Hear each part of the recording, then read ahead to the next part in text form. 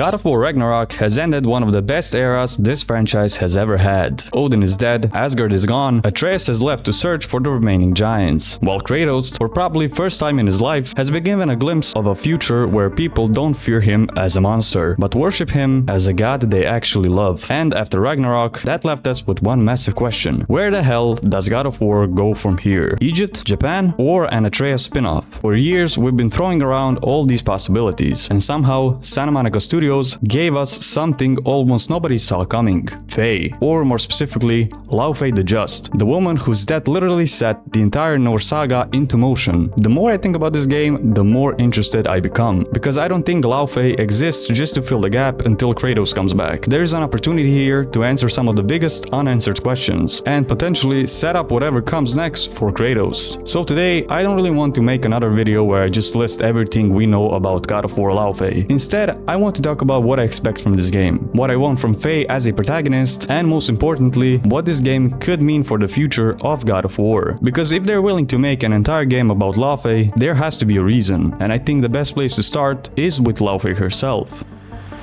The number one thing I want from this game is actually pretty simple. I want Santa Monica to destroy our own image of Faye, and I mean that in the best way possible. Because think about how strange this character is. We spent 2 enormous games living with the consequences of Faye's decisions, and yet we barely know her. In God of War 18, everything begins because of her. It's Faye's final wish that sends Kratos and Atreus to their journey. It's Faye who makes their path. Then Ragnarok makes her even more mysterious. We learn that Faye knew far more about Kratos and Atreus' future than either of them realized. She knew about the prophecies. She knew what the giants believed was going to happen. But that's only one side of her, because Faye wasn't just Kratos' wife. She wasn't just Atreus' mother. She was a warrior, and apparently a ridiculously powerful one. This is a woman who fought Thor. They fought so violently that the aftermath of their battle could still be seen years later in Vanaheim. When Mjolnir collides with the Leviathan axe, Thor recognizes that feeling, because he experienced it before, against Faye. And that is the Laufey I want this game to show us. Not just the kind woman Kratos remembers. Not just a mysterious mother who seemingly had everything figured out. I want to meet a person who existed before Kratos ever entered her life. Who did she hate? Who was she fighting for? And what was she afraid of? And maybe most importantly, what did she get wrong? Because one of the worst things this game could possibly do is reveal that Faye was basically perfect. A perfect giant who knew exactly what was going to happen. That's not God of War. Kratos is interesting because he's deeply flawed. Atreus is interesting because he constantly makes mistakes while trying to figure out who he wants to become. Freya's love for Baldur becomes so obsessive that the very thing she does to protect him eventually destroys their relationship. These characters work because they are messy. I want Laufey to show us decisions that she regrets. Maybe even things she did that Kratos and Atreus would never expect from her. Because the moment Santa Monica takes Faye off that pedestal, she stops being a legend and finally becomes a person. And there may be no better place to force her to confront that person than the strange new world that this game is apparently taking us into, the everyone. And this might be the part of Laufey that I'm most excited about, because on the surface, the concept is pretty simple. Faye dies, but instead of simply disappearing, she wakes up somewhere else entirely. Santa Monica describes this as the afterlife of the gods, a realm where magic itself began and eventually returns. And that direction is incredibly important, because this isn't Valhalla, it isn't Helheim, it isn't Hades. Those are afterlives that exist within individual mythologies. The everyone appears to exist above all of them. Also, shout out Captain Cuba, because I remember years ago he was making theories about this place. I'm not sure if he called it everyone, I don't think he did, but he called it something. I can't remember right now, but shout out Captain Cuba. A place where gods and creatures from completely different mythologies can exist together. And immediately, my brain starts going insane with the possibilities, because this gives Santa Monica an excuse to do something God of War has never really been able to do before. They don't have to choose one mythology. For years, whenever people have talked about what comes after the Norse saga, the conversation has always been, okay, which mythology is next? And now Santa Monica basically has a location where the answer could potentially be all of them. We already know this isn't just theoretical. 2 gods have officially been revealed. One of them is Sekhmet, an Egyptian goddess associated with war, destruction, and healing, and another is Bexi, I hope I pronounced that correctly, a war deity associated with Tibetan Buddhism. Just think about how strange that combination already is. We went from Odin, Thor, and Freya to an Egyptian goddess and a Tibetan war deity existing in the same world, and I really hope Santa Monica understands how special that opportunity is, because my biggest expectation for the everyone is that it doesn't just become a giant mythology theme park. I don't want Faye walking into an Egyptian level, then a Japanese level, then a Celtic level. What I want instead is something much weirder. I want these mythologies to have been forced to coexist for potentially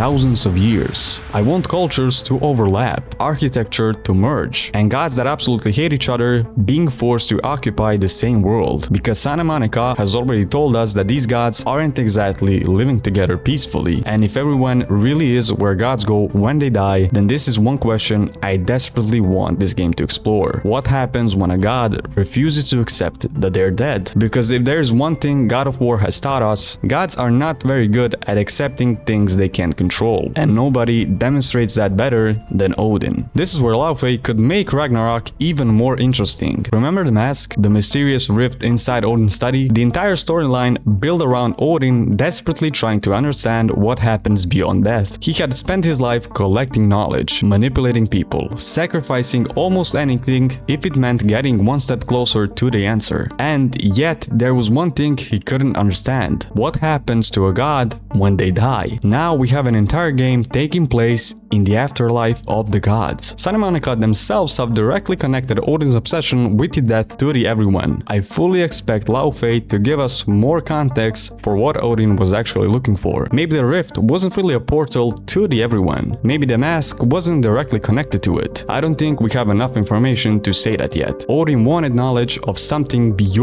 the mortal afterlives, and Laufey has ended up in that place. That doesn't necessarily mean Odin himself needs to return, and honestly, I don't think I want him to, at least not in a major role. Maybe some of the things he discovered during his lifetime came from this place. Maybe we finally learn what he thought he saw through the rift, or maybe we discovered that Odin understood far less than he believed, because while Odin is obviously that god everyone immediately thinks about, there's another one whose appearance would mean far more to Faye personally. One of my favorite pieces of environmental storytelling in Ragnarok is the crater in Vanaheim. Throughout the entire area, you slowly piece together what happened there years before Kratos ever arrived, and that means Faye and Thor have history that we will only ever experience through stories and environmental clues. Laufey finally gives Santa Monica the opportunity to put those characters in the same room. And weirdly enough, I don't even want another massive Faye versus Thor boss fight. Obviously, I would play the hell out of that, but I think there's something much more interesting they could do. Make them talk. Because Thor at the end of Ragnarok is not the same Thor that Faye fought. The Thor Faye knew was Odin's destroyer, a drunk weapon sent across the 9 realms to slaughter giants. She had every reason in existence to hate him, but the Thor who died during Ragnarok finally tried to change. Kratos gets through to him. For one brief moment, Thor refuses Odin, and Odin kills him for it. Now imagine Faye meeting that version of Thor, the man she knew as a monster, telling her that her husband was the person who finally convinced him to stop. That conversation could do something incredibly important to Faye, because remember, Faye died before Kratos became the man we see at the end of Ragnarok. She pushed him towards becoming better. She deliberately tried to give Kratos and Atreus the freedom to create a different future, but she never got to actually see the result. Thor did, and through Thor, Faye could finally hear what Kratos became after she died. That is the kind of fan service I want. Bringing a character back because their existence actually means something to the protagonist. Now, are we going to see the Greek gods again? I mean, come on, you can't create something called the afterlife of the gods in a God of War game and expect me not to ask this question. Zeus, Poseidon, Athena, Ares. Kratos has killed enough gods to populate half of that place by himself. So could we actually see some of them? Maybe. But this is another area where I really hope Santa Monica shows restraint. I don't want Zeus coming back as a secret final boss. We've done that story. Kratos confronting Zeus again would make far more sense in a Kratos game anyways. But Faye meeting someone from Kratos' past, that's interesting, because Faye knew what Kratos was, at least to some extent. She knew he had done terrible things, but how much did he actually tell her? Imagine Faye meeting some of the gods Kratos killed, and for the first time, she isn't hearing Kratos' version of the past. She's hearing continuing theirs. Suddenly, the man she loves becomes part of the mythology of this place, the ghost of Sparta, a mortal who became a god who slaughtered a pantheon, a man who effectively brought Olympus to its knees. And maybe some gods in everyone don't know Faye as Laufey the Just. Maybe they know her as something else, the wife of Kratos. That could completely reverse the dynamic we had for 2 games. In Norse Saga, Kratos lived in the shadow of Faye's reputation. People knew her, people loved her, people told Kratos stories about the woman he married. Now Faye enters a realm filled with dead gods and potentially finds herself living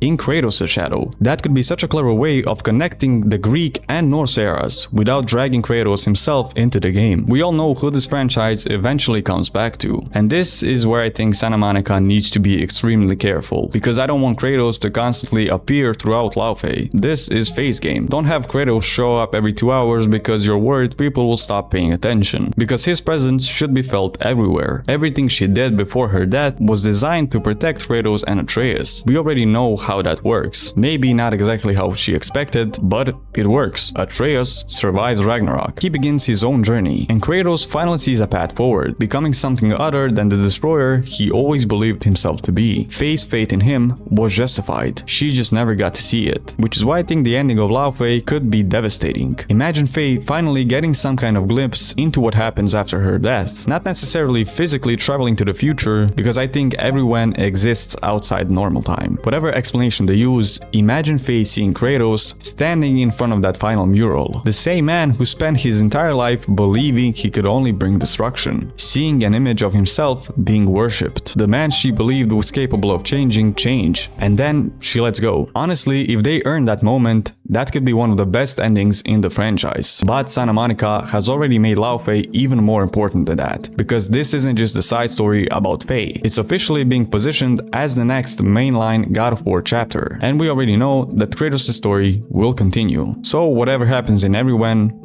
it matters. And all of this is why my expectations for Laufey are actually pretty high. But there are also a few things I really hope Santa Monica avoids. I don't want Faye to secretly be responsible for every single event in God of War 2018 and Ragnarok. I don't want everyone to become an excuse for meaningless cameos. If you're bringing back a dead god, give me a reason. I don't want that cube turning every emotional moment into a joke. God of War can be funny, Mimir is proof of that, but the reason Mimir works is because he knows when to shut up. And most importantly, I don't want Laufey to exist purely as a setup. Yes, I want it to lead to the next Kratos game. Yes, I want clues about the future, but Faye deserves a complete story. By the time those credits roll, I want to feel like I finally understand a woman who has been standing just outside the frame for this entire saga. But those are my expectations for God of War Laufey. Let me know yours. Are you excited for the next God of War game? Which of the dead gods do you want to see the most? And do you think we'll encounter any of the Greek gods inside the Everyone? Also, if you enjoyed the video, I would really appreciate a like and maybe even a subscribe. But yeah, that'll be all. I'll see you in the next one. Bye.